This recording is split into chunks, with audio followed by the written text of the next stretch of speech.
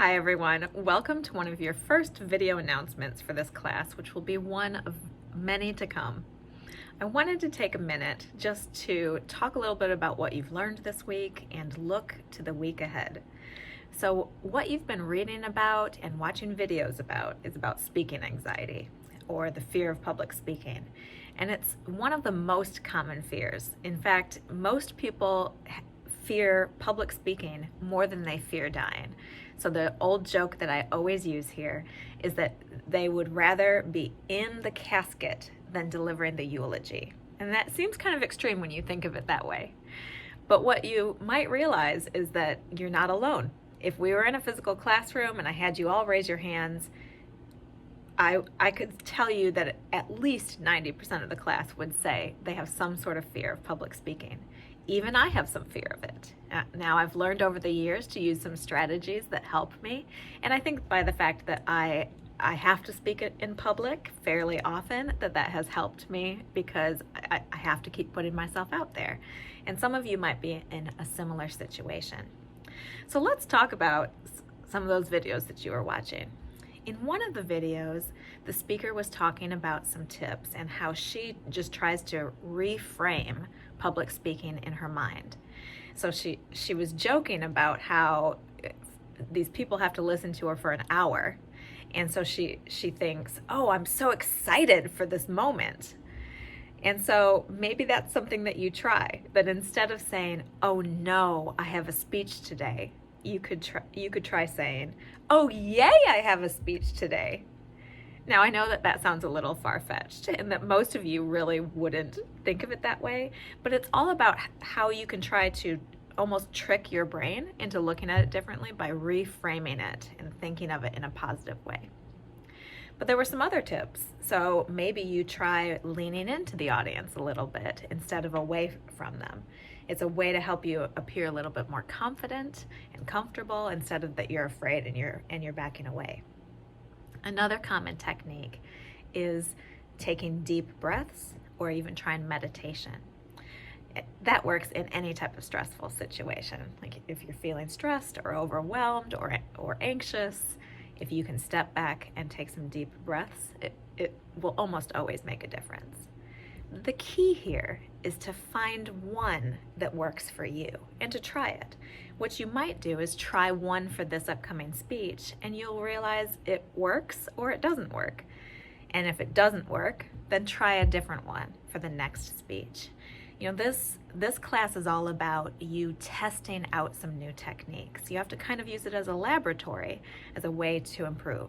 And sometimes that means you have to be okay with letting yourself make mistakes and learning from them. I'm one of those really self-reflective people that when I go through an experience and it doesn't go like I planned, like most of life, that I take time and I think of, okay, what could I have said or done differently in that situation? And that's pretty much what I'm asking you to do this semester. So beyond just speaking anxiety, I wanted to provide you with a few tips and reminders for your upcoming speech. So first, it's really important that you sign up for a speech day in our discussion forum. So be sure to check our current module. You can link to it in that module, or you can go to it with the discussion tab. Also, anytime you have an assignment, be sure to read the assignment details carefully. And so that includes just how much time you might have, what the topic should be about, if there's any sources that are required or a works cited page, if there's an outline required or speaking notes, things like that you'll want to look for. But it also includes looking at the rubric for an assignment. And a rubric is what your professors will use, so what I will use, to grade your speeches, because then you have a really clear idea of what it is I'm looking for. And if you know what I'm looking for, that ultimately helps you plan for your speech and helps in your practicing of the speech. So please be sure to check out those details. I also just want to mention a few other things. So obviously we're in this virtual world now. It's becoming more common in our lives these days. And so I wanted to give a few tips. The first one is about eye contact. And I think this is probably the biggest thing that I noticed in some of the intro videos and even in some of the times I've met with you in the virtual classroom so far. So in the virtual classroom, what depending on where your webcam is, you might notice that there's some people, me included, that are looking up this way. So right now I'm very aware that my camera is down here. But in the screen, when I'm looking at faces, it's all the way up in the corner, which means I'm not making eye contact with you guys. What I'm doing is, and I'm purposely doing it, of course.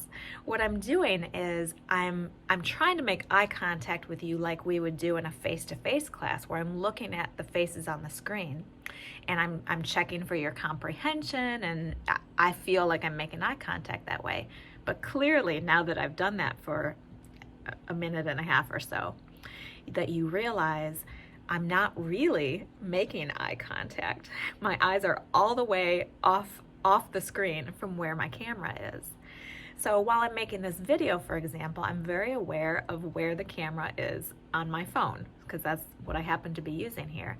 And so what I try to do when I'm in a virtual meeting and I'm speaking to a group, and I have a presentation to give in a virtual meeting or to a group, is I try to make eye contact with my camera. And it takes a little bit of practice because we're used to looking at the facial features. Like, even because I'm using my phone, I can see myself in my periphery right now.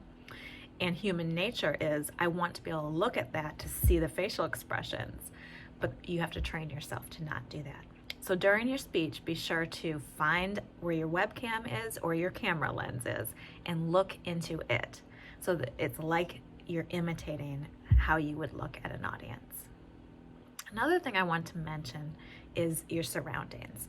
Now, I happen to be in my office here, so you're able to see my office setting. But of course, there's going to be times where you and I will be at home this semester for virtual class meetings or speeches.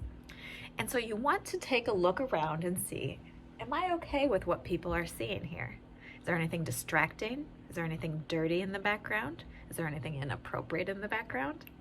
So for example, if you end up giving your speech in your bedroom, you might want to make sure that your closet doors are closed, or that their dirty clothes aren't laying around.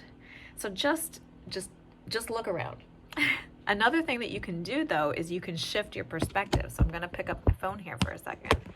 It's not the greatest background, but what I could do is I could try to switch to a different background. Now, what I'm trying to imitate by doing this is to just say, like, here's my blank background versus a background full of stuff. All right, now I need to reposition. One moment. It just doesn't work very well on a phone. So just think about what's happening behind you. If you have a blank wall, maybe you should stand in front of that. So scout out your house, your room, your apartment, and just try to find a good location.